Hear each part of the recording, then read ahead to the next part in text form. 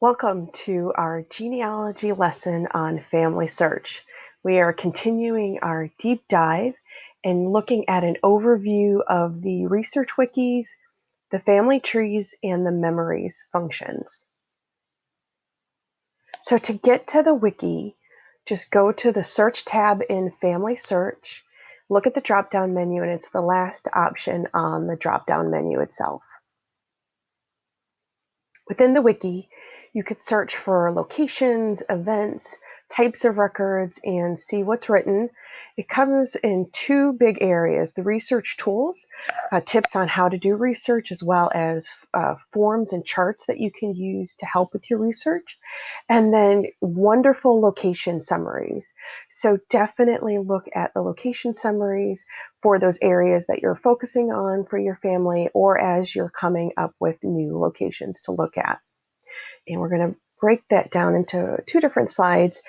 There's location guides that take a look at the history of the area, as well as where and how the different types of records are kept, as what's available. And then there's also lists of those records that are available online.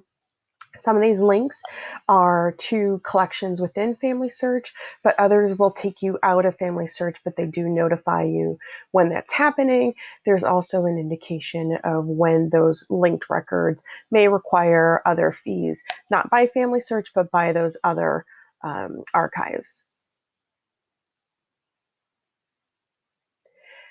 The other research is the shared family tree.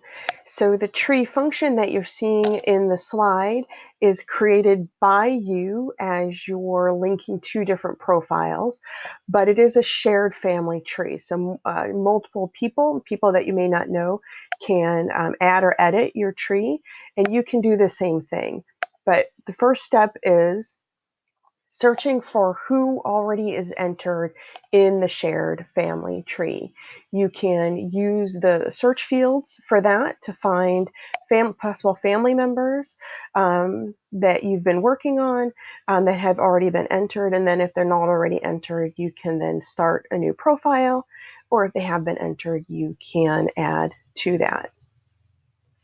After you've linked to a profile and it's linked to a source, that information will appear at the top of the page of details for that source. And you can see an example related to my grandmother, who is pictured in that opening slide, and who in the other genealogy lessons we've used as our case study.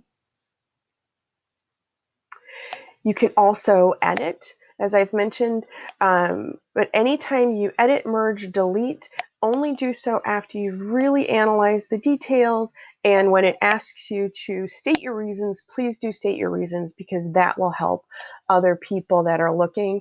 And I really would suggest that if you're making big changes to something that somebody else has entered, then it's a better reason than just, grandma said, because you're usually competing with other people's family stories, and that's the time to then go look for stronger evidence of your change or the other person's change.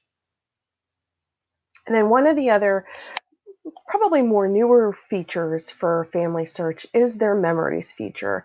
You're able to share photos, audio, and documents that you've collected, and it's a great way to share with your own family members if you don't have another way of doing that easily. And it's a wonderful way to find, I'm going to use air quotes, cousins. I was actually able to find a record of one of my relatives because somebody else posted a photo, and it's a photo nobody in my family had. Once I saw it, I definitely liked it because I didn't want to lose track of it. But then I also reached out and just asked if the person would mind if I saved a copy to my own computer and shared it with family members. And she didn't mind at all. And I definitely give her credit for that whenever I'm sharing it. So you may come across finds like this, pictures that you didn't even know existed. So in all of this, Definitely use the different features that are available within FamilySearch and continue to learn. So there's wonderful learning tools besides the Wiki and FamilySearch. There's some videos under what they're labeling their Learning Center, and you can get to it through the Help tab. But there's also videos in Ancestry and other sources like Roots Tech and different genealogy societies.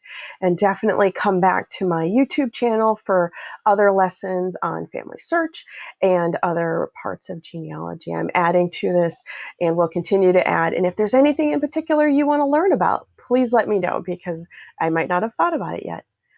And so putting these lessons into practice, search the Wiki for locations, events, and other topics of interest to see what's being written about that and to see if there's anything that you've missed. Review the shared family tree for your family members, but respect the content that people are posting. Add images to memories so that you can connect with cousins or to share it with your own family.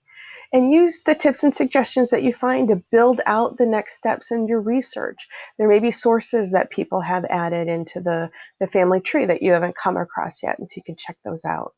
And update your research log with whatever your next steps are and with the results of your research so that you can pick it right up where you stop. And continue learning and expanding your genealogy skills. And as always, send any questions that you have to me at julie@hayska.org or post them in the comment section. I hope you've enjoyed this genealogy lesson and keep researching.